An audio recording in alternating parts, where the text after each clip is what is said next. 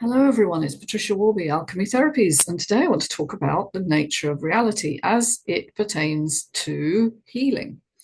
Because, as you know, on this channel, we cover an awful lot about the healing process, looking at changes in consciousness, moving from fixity to uncertainty, helping people resolve past experiences that are stuck in their system, creating all sorts of autonomic dysfunction. But today I want to broaden the topic a little.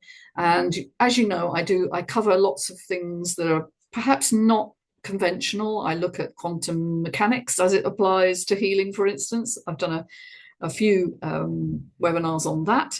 And today I want to look at, consciousness, reality, what is healing? Does it involve any form of higher awareness? Some would call that a spiritual aspect. Yes, I believe it does, but it's not very often tackled, certainly not in conventional medical circles.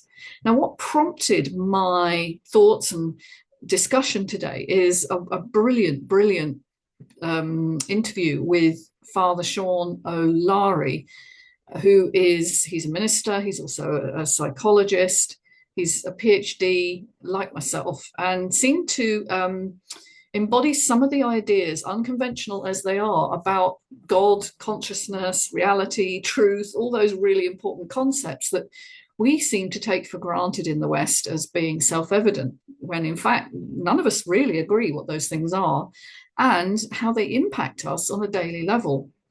If we take the idea of reality, okay, and this is a really key understanding that we are limited by our senses, by what we see, hear, taste, touch, and I include in that, the sensations on our skin. So we're very, very limited because, in fact, the electromagnetic spectrum of information is very, very broad. And Sean actually made a beautiful metaphor, and he said the 3,000 miles between the East Coast and the West Coast of America, if that represents the electromagnetic spectrum, how wide is the visible spectrum that we perceive, as colors? And he asked the audience, and the audience was sort of guessing a mile, a few miles. It turns out to be the diameter of a dime. So all those diagrams that you've seen and I've used very often, which kind of show the electromagnetic spectrum that long, and then the visible part is in the middle, these are actually logarithmic scales. Okay, so in reality, it's much broader, the electromagnetic spectrum, and our perception of that is so infinitesimally tiny. It's a wonder that we can claim any interaction with reality whatsoever. I would argue, and so does Sean, that in fact it really limits our perception. And so when we're experiencing things in our bodies that maybe aren't going so well, maybe we've got pain or anxiety or a mood disorder, we might be thinking fixating on that one symptom, when in fact all the rest of the information field we're completely ignoring. And part of the healing process is to really disconnect from our symptoms and from studying them and obsessing about them, and enabling people to actually come into connection with a bigger picture of what's wrong in their lives. Because there's always a reason for illness. Illness or dis-ease comes about because there's an imbalance in the system somewhere, and that has a spiritual component, okay? You are not separate from your environment. You are absolutely interacting with it. You're co-creating it. And so if your environment does not reflect the truth of who you really are, and you may not know who that is, many people don't, you are going along in life doing what other people think is appropriate for you. And you may find when you hit your middle years, sometimes earlier, that things are not working out so well, and you're racked by pain or strange symptoms that you can't make sense of. And you go into the medical system and you'll ask, what's wrong with me? And usually a load of tests will be done, and the answer will come back, there's nothing wrong with you, so it must all be in your head. Now, that's correct, but not in the way you're imagining. It doesn't mean you're making it up.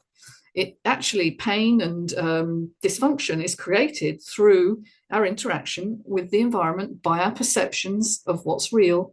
And in fact, a lot of chronic pain, for instance, is directly created by the brain because it senses that you're under threat, and it amplifies the signal because it wants to draw your attention to what is actually not being felt.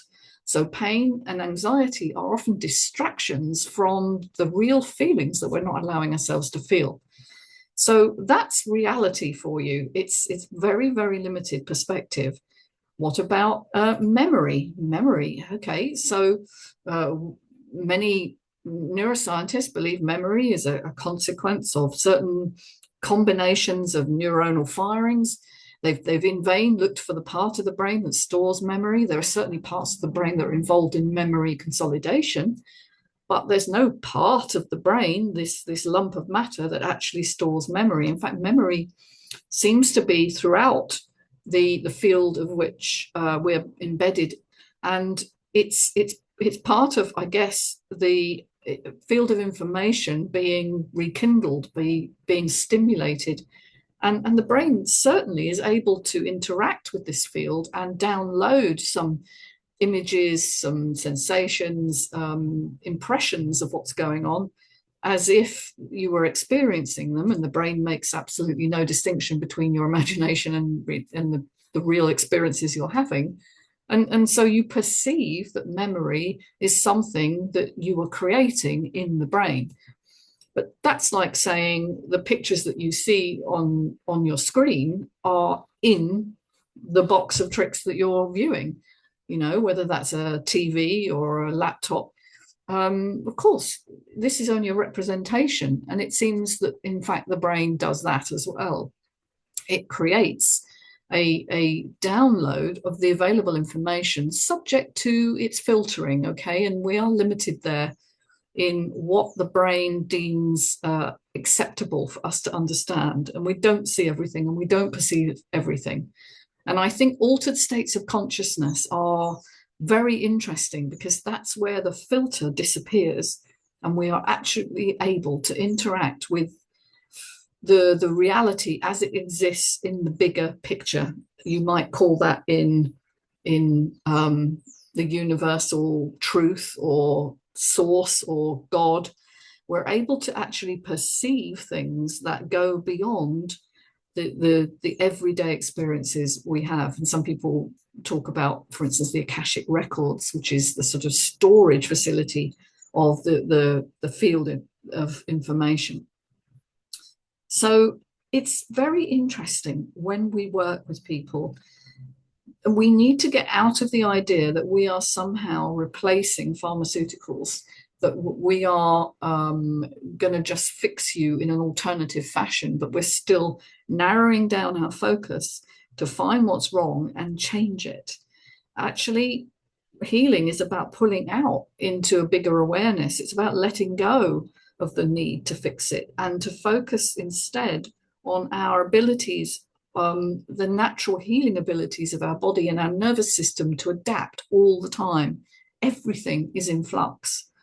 And so I think using the power of your imagination, for instance, to imagine yourself well. Now, that may sound completely hokey. I really appreciate that.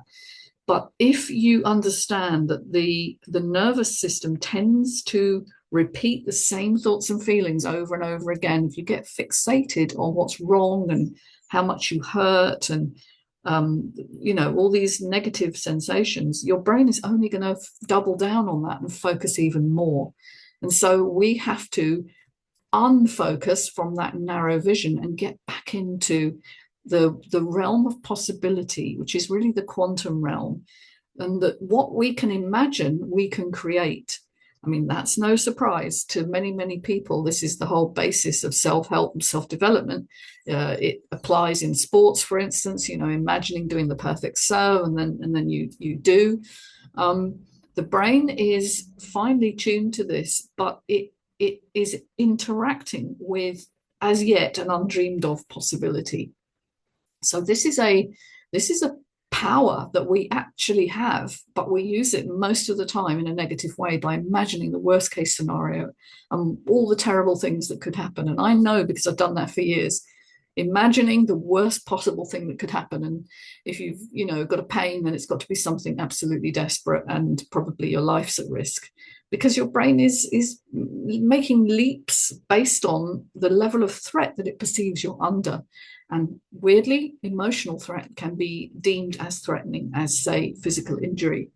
So we have to understand that when we're coming into a healing state, we have to be looking instead at what's possible and the innate power that we have to transform our state, firstly mentally before the physical, into one of hope and gratitude for all the lessons we've learned in life, even if, as I say, you're struggling right now.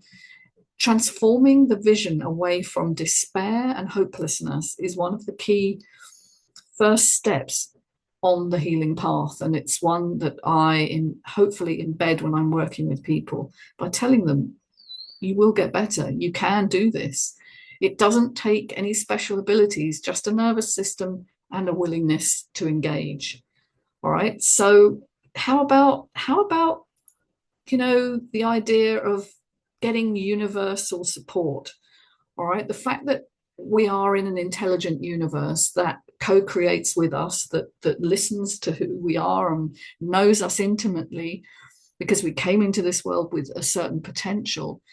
Is it possible to have a conversation? Is it possible to ask for information? Well, Sean believes indeed you can, and I would agree. And the way he does it is he sort of sets a positive intention. It's based on the work of Carl Jung. He called it lucid dreaming.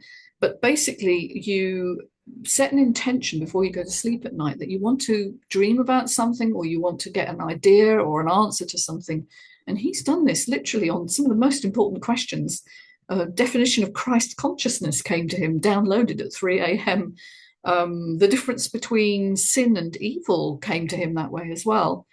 And I certainly, when I'm encouraging people to come into compassion for themselves and come into a healing frame, I say to them, watch out for little signs in your daily life that will point you in the direction that you need to go in. New connections, new contacts, and a sudden idea. I had an email this morning from a client who's had a sudden idea based on something we discussed in our last session, but it's hers entirely. That's kind of popped in, and it was so right. It felt so right that she's enacted it. Of course, this is how it happens. This is serendipity. This is the art of coincidence, if you like, but there are no such things as coincidence, really. It isn't luck. It's actually asking and being heard. So having that sense of dialogue with the universe in which we live in, and whether you call that God or source energy, is immaterial, really, but understanding that we have more power and more control than we believe we have, particularly when we're in fear, we lose that connection. And that's so essential to moving forward. Okay, so how do we find our way back to health? Well, I would say that is about giving over the idea that we need to be in control of everything. There are some things we can't be in control of. We have to kind of let that go and understand that we're doing the best we can in all situations, but we may not have an accurate map of the world in which we're living, and that our map of the world isn't the same as the world as it actually is. It's a representation, and we need maps. We do. This is what Sean says, and I agree. But we can't mistake the map for the territory. Okay, we really need to understand that what we're perceiving is only a tiny fraction of what's really possible. And therefore, coming into that broader awareness, that sense of hope and connection with a greater whole, is really how you break this cycle of anxiety where physical things are happening, mental things are happening, you're frustrated, you're afraid, and you continue to focus on those things, and more things happen, and the symptom loop gets deeper and deeper. I call it going down the rabbit hole. So we have to understand that healing is a letting go, actually, a letting go of needing to fix and control, and understanding that there are some things that happen in life that are here to test us. They're not here to destroy us. It's waiting to see how we will respond. And the only thing we can change actually in our lives is our response. We therefore have a response ability to make that response as adaptive as possible, and to lose the limitation of thinking that we are hopeless and helpless. That is a very difficult state to be in, and many people end up that way, particularly after they've been through the current medical model, which inculcates fear at every turn, and endless testing and waiting and so on, only embeds that feeling that there's nothing I can do. And you're waiting all the time for the magic bullet to arrive, which sadly never does. So we have to pull back from that. We have to engage the wider sensorium, as Sean calls it. I think that's a beautiful term. Our broader senses, our intuition, our imagination, our connection with metaphor and story is very, very important, because it engages that part of our brain. Some would say it's in the pineal gland, in the center of our brain, that sense that connects with a wider whole, and get into co-creating a new reality. If that sounds very airy-fairy to you, I apologize. But actually understanding that the reality that we're in is not the one that we're perceiving gives us free rein to create one that we actually want to be in, one that resonates with us, finding a life that matches the person that you've come into this incarnation to be. And I think that can be a difficult journey for a lot of people. It was a difficult journey for me to find out, what am I here to do? Who am I here to be? I thought it was to be a scientist. That's what I started out in life as. Turned out that wasn't what the universe had in mind for me. But, I've not lost that. I have the scientific mind. I have the scientific training. I love science. It's so important. But seeing the bigger picture and how that interacts in a spiritual way. We are more than physical beings. We are spiritual beings in a physical body. We're having this experience right now, and for some of us it's a painful one. But how can we transform that? Well, we have to get on this path that says everything is possible, and I can enact that by having, I guess, a certain amount of trust and faith in myself and the organizing field that I'm embedded in. And so moving away from anything that forms a rigid structure that tells you, for instance, that whatever diagnosis you have is incurable or it's lifelong, that it can only be treated in one of a certain number of ways. Those are generally very limited views of what the reality truly is. And there are so many ways of healing that don't fit into that box. So whilst I don't have the key to healing every single person of every single condition, I can tell you that there's always an answer somewhere, and finding the right combination for each person is the art of healing. And it's very different from having a standard protocol where you do the same thing with every single person, which is how modern medicine works.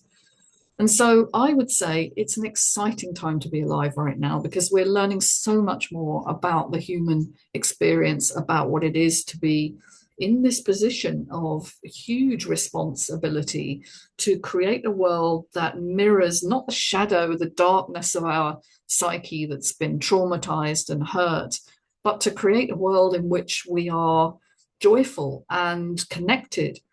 And I think that's why we're seeing so much dis-ease and illness at the moment, is because we've lost our way and we need to find our way back home. So look, if any of this sounds interesting to you, you can find me on alchemytherapies.co.uk, and I'll speak to you soon. Take care. Bye-bye for now.